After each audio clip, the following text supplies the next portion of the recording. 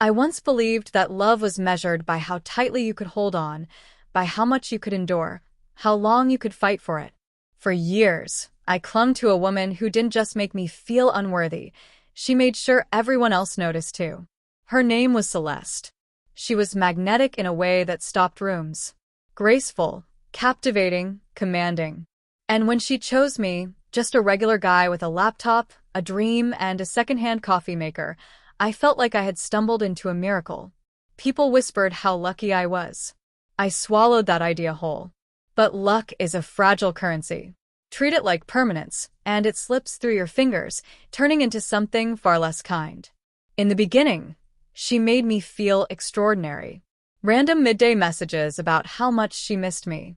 Pulling me out of bed at midnight to go dance barefoot in puddles. Running her fingers through my hair while I worked endless nights on my startup. Those moments felt untouchable. But slowly, so slowly I almost didn't notice the tone shifted. The first cracks appeared in little jabs. At dinner with her friends, I'd share a thought, and she'd laugh like I'd bungled a joke. When I spoke about my business, she'd smile, tilt her head, and say, "He's trying so hard. One day it'll be real." Like I was a child playing dress-up. I told myself she was teasing. Couples tease. It's normal, right? But then she did it in front of my friends, my family, cutting me off mid-sentence, explaining things I already knew as if I were clueless, rolling her eyes when I got excited about work. And still I stayed. Because I loved her. Because I thought if I worked harder, earned more, became someone worthy, she'd finally meet me as an equal. So, I chased her approval the way a dog chases a car it will never catch. My birthdays turned into showcases for her to dazzle. "I planned it all," she'd announce, taking credit for the things I'd quietly arranged and paid for.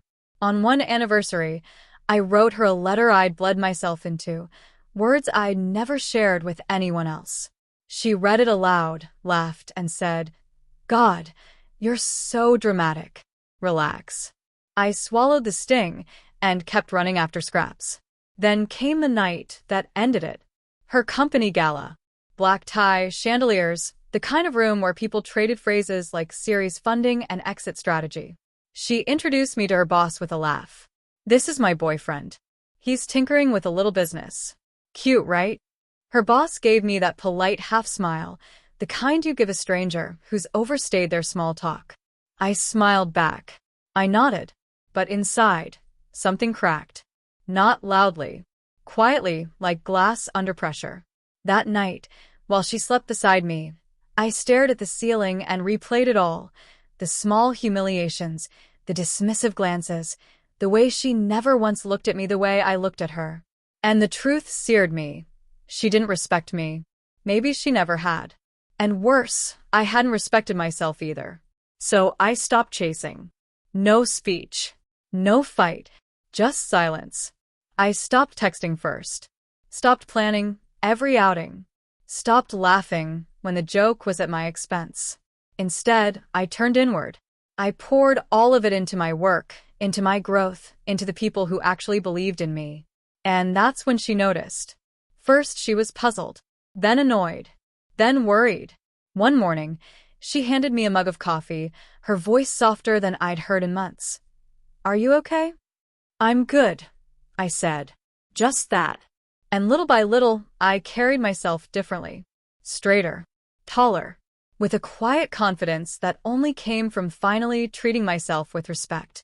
I no longer rushed to reply to her. I said no when her plans clashed with mine.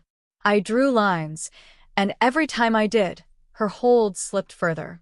Until one afternoon she broke. Tears in her eyes. "I feel like I'm losing you. You don't care the way you used to."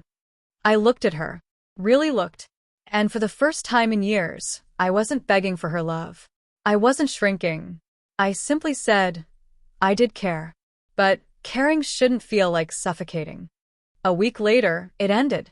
No fireworks, no chaos. Just quiet acceptance. We both knew. And when she was gone, my life opened wide. My business finally gained traction. I met people who lifted me instead of tearing me down. I laughed harder, slept deeper, And eventually, I found someone new, someone who never needed me to fold myself small so she could shine brighter. Every now and then, I stumble across Celeste's posts online. She still looks radiant, still in the same glittering circles. But the man at her side carries that same weary smile I once wore, shoulders drawn in like shadows. I hope he wakes up sooner than I did. Because here's the lesson I carry now. The moment you stop running after people who shrink you, everything shifts. The love you've been searching for doesn't start with them. It starts with you.